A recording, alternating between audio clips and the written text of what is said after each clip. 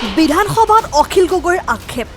মুখ্যমন্ত্ৰীয়ে মোৰ ফালে চাই কিয় কথা কোৱা নাই ময়ো বিধানসভাত উপস্থিত আছো আজি যি ধৰণে মই তাতে চাই কৈ আছো মই তাতে চাই কৈ আছো অকল আপুনি সুশান্তক চাই থাকিলে হ'ব বিধানসভাৰ শেষটো ভাষণত অখিল গগৈক অভিনন্দন জনালে মুখ্যমন্ত্ৰীয়ে অখিল গগৈক প্ৰাপ্তবয়স্ক ব্যক্তিৰ দৰে কথা ক'বলৈ পৰামৰ্শ মুখ্যমন্ত্ৰীৰ অখিল গগৈক আকৌ জিকিবলৈ শুভেচ্ছা দিলে মুখ্যমন্ত্ৰীয়ে অখিল গগৈ সংগ্ৰাম কৰি হোৱা নেতা সোণৰ চামুচ লৈ হোৱা নেতা নহয় শাসক বিৰোধী প্ৰতিজন মন্ত্ৰী বিধায়কক ধন্যবাদ জনালে মুখ্যমন্ত্ৰীয়ে যি ধৰণে মই তাতে চাই কৈ আছো মই তাতে চাই কৈ আছো অকল আপুনি সুশান্তক চাই থাকিলে হ'ব সুশান্ত আৰু আপোনাৰ কিয় কাজিয়া ভাই একেলগে থাকক না মই যোৱাকালি এটা টিভিত কৈছো মই টিভিত কৈছো যে আমি কেনেকৈ কাম কৰোঁ এজনে এটা পাৰ্টিয়ে দুজন মুখ্যমন্ত্ৰীৰ সন্তানক নেতা কৰিছে আমি কাক নেতা কৰিছোঁ ময়ূৰ বুঢ়াগোহাঁই সুশান্ত বৰগোহাঁই চক্ৰ গগৈ তৰংগ গগৈ আমি মাটিৰ পৰা মানুহ উঠাইছোঁ তাত আপুনিও পৰে এই হৈছে পাৰ্থক্য কোনোবাই মোক কয় যে শ্ৰেষ্ঠজন কোন যোনে সোণৰ চামুচেদি জন্মগ্ৰহণ কৰা নাই সংগ্ৰাম কৰি নিজৰ ৰাস্তা নিৰ্মাণ কৰিছে আৰু সেইকাৰণে লাচিতৰ জীৱনে আমাক প্ৰেৰণা দিয়ে সাধাৰণ পৰিয়ালৰ পৰা বৰফুকনৰ মৰ্যাদা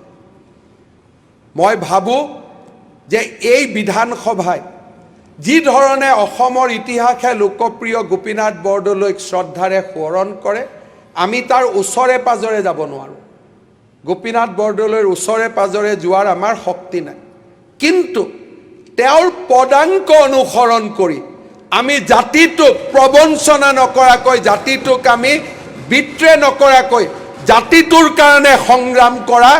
আমি এখন বিধানসভা হিচাপে অসমৰ ইতিহাসত আমি নিশ্চিতভাৱে উজ্বলি থাকিম তাক মই আজি দৃঢ়তাৰে সৈতে ক'ব পাৰোঁ পুনৰ এবাৰ বিৰোধী পক্ষৰ নেতা দেৱব্ৰত শইকীয়া ডাঙৰীয়াক তেওঁৰ অনুপস্থিতিটো অভিনন্দন জনাইছোঁ যে আমাক কাম কৰাৰ কাৰণে সমালোচনা আলোচনা দুইটা ধৰণে আমাক কাম কৰাৰ সুযোগ দিয়াৰ বাবে তেখেতক ধন্যবাদ জনাইছোঁ বিধানসভাৰ মজিয়াত মাজে মাজে চিৰিয়াছ আৰু মাজে মাজে খুহুতীয়া কথাৰে অখিল গগৈ ডাঙৰীয়াই যি 5টা বছৰ অতিক্ৰম কৰিলে আপোনাকো মই অভিনন্দন জনাইছোঁ যোৱাকালি এটা মই ইণ্টাৰভিউত কৈছোঁ যে অখিল গগৈ ডাঙৰীয়াই যদি মেচিয়ৰ্ড হ'ব পাৰে তেতিয়া অসমৰ ৰাজনীতিত বহু দিনলৈ তেওঁ ৰাজনীতি কৰিব পাৰিব খালি মাজে মাজে আমি জ্যেষ্ঠজন হিচাপে কি অনুভৱ কৰোঁ যে মেচিয়ৰিটিৰ অভাৱ অনুভৱ কৰোঁ আদাৰৱাইজ আজি মই শেষত মোৰ মনৰ কথাটো কৈছোঁ যে অসমত আমাক লাগে প্ৰমোদ গগৈ ডাঙৰীয়াৰ পৰা আমি শিকিব লাগিব গৌৰীশংকৰ ভট্টাচাৰ্যৰ পৰা আমি শিকিব লাগিব আৰু গৌৰীশংকৰ ভট্টাচাৰ্য আৰু প্ৰমোদ গগৈৰ দৰে ব্যক্তিৰ সদনৰ ভূমিকাই এজন সফল বিৰোধীৰ বিধায়ক কেনেকৈ হ'ব পাৰে তাক সোঁৱৰাই দিয়ে হেমেন দাস আছিলে আৰু মই অকণমান দিন পাইছিলোঁ কিন্তু তেওঁলোকে যেতিয়া ইণ্টাৰভেনশ্যন কৰিছিল মুখ্যমন্ত্ৰী বহি যাবলৈ বাধ্য হৈছিল মই ভাবোঁ অহা 5টা বছৰত অখিল গগৈ জিকি আহক আৰু তেওঁ সেই মেচিয়ৰিটি দেখাওক আমাৰ কোনো আপত্তি নাই আৰু মই শুভেচ্ছা জনাম UDF পাৰ্লিমেণ্টাৰী পাৰ্টি আমাক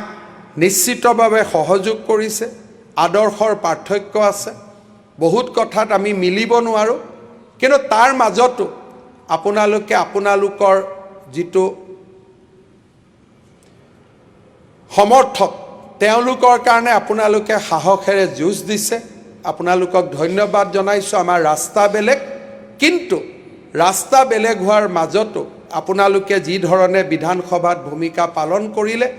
ৰাস্তা বেলেগ ডেফিনেটলি আপোনালোকৰ খুব সুন্দৰ ভূমিকা পালন কৰিছে মই অভিনন্দন জনাম news desk report N24 Assam